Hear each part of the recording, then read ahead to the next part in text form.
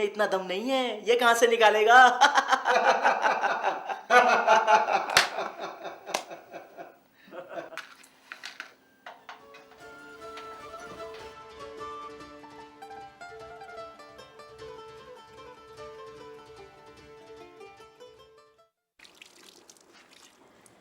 अरे जमील भाई, ये क्या हो रहा है? मल्लिका, आओ भाई, फैलाओ इन्हें।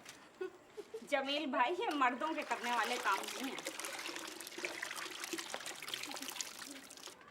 सुन, ये बहू कहाँ गई है जो तू ये सब कर रहा था?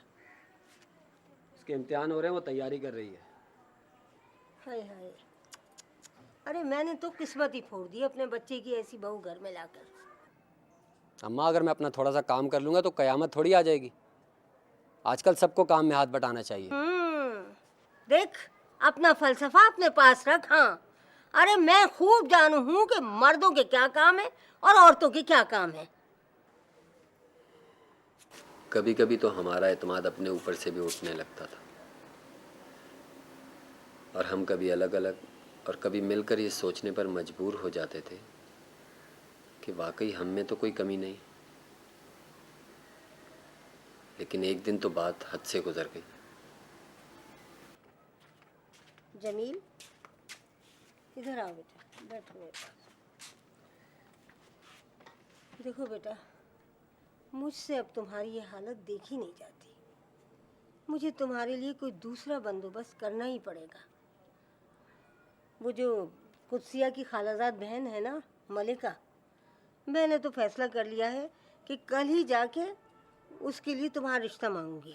अम्मा, ये क्या कह रही हैं आप? वो पहली दफ़ा थी जब मैं अपनी अम्मा से वाकई नाराज़ हुआ, और मैंने साफ साफ कह दिया कि बच्चे होना या ना होना सिर्फ मेरा और मेरी बीवी का मामला है। तीसरा कोई भी इसमें बोलने वाला नहीं हो सकता। उसके बाद जाकर कुछ सुकून हुआ। फिर हमारी अम्मा का ध्यान भी बटा रहा, क्योंकि शकील भाई के यहाँ तकरीबन रोज़ाना ही इजाफा हो रहा था। पोते पोतियों की इतनी भरमार हो गई देखते ही देखते कि अब तो हमारी अम्मा उल्टे टोटके सोचने पर मजबूर हो गई कि किसी तरह कुत्सिया भाभी के सैलाब को रोका जाए। असर नहीं हो रहा, असर नहीं हो रहा इन पे। ये भी तो बच्चे बैठे हुए। अरे ओफो, अरे बस करो, बैठ जाओ, बस करो। इसको देखो, हंस रहा है। जमील, अरे जाहिदा, जमील, ओ जमील, अरे जाहिदा। जी अम्मा। अरे बेटा, अपने भाई को भी थोड़ी सी अकल सिखा दो। कुछ तो होश करे वो, बहू की सेहत का कुछ ख्याल करे। अरे वो बेचारी तो बच्चे जनते जनते अधमुई हुई जा रही है। छोटी बहू, अरे तुम ही किसी डॉक्टरनी के पास लेके जाओ उसे।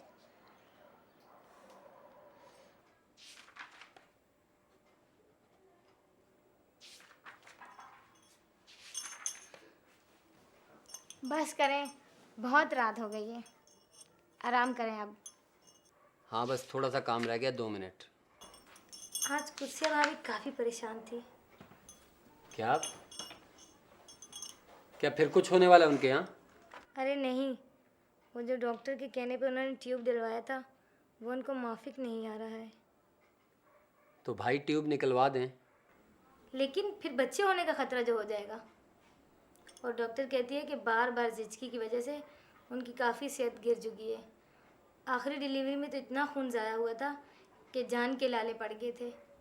अब उनके यहाँ कुछ नहीं होना चाहिए। इसको रोकने के और भी तरीके हैं भाई, तुम उन्हें समझाओ ना। लेकिन शकील भाई नहीं मानते, और बाकी चीज़ों का असर कुत्सिया भाभी की सेहत पर हो रहा है। शकील भाई खुद कुछ क्यों नहीं करवा लेते? ये बात अब हम में से तो कोई उनको समझा नहीं सकता।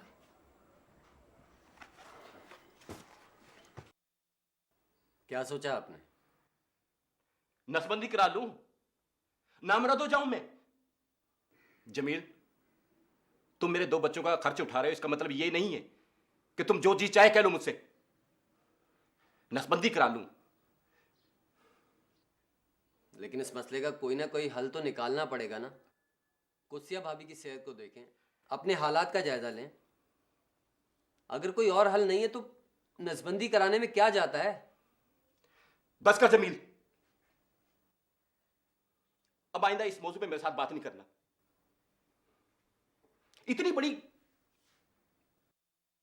इतनी बड़ी बात इतनी आसानी से कह रहे हो?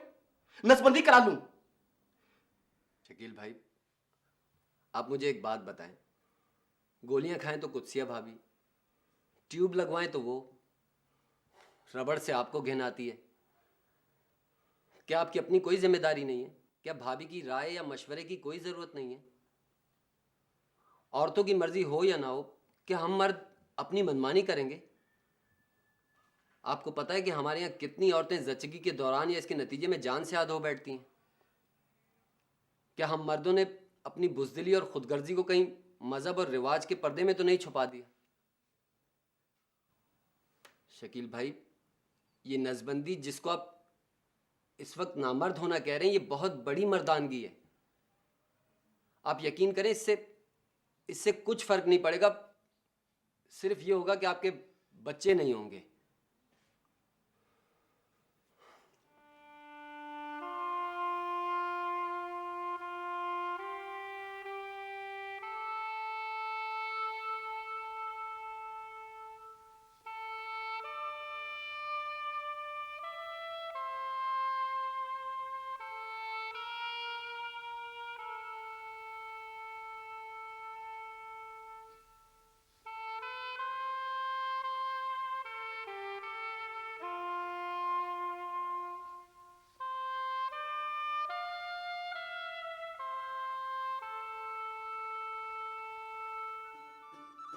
चलो चलें।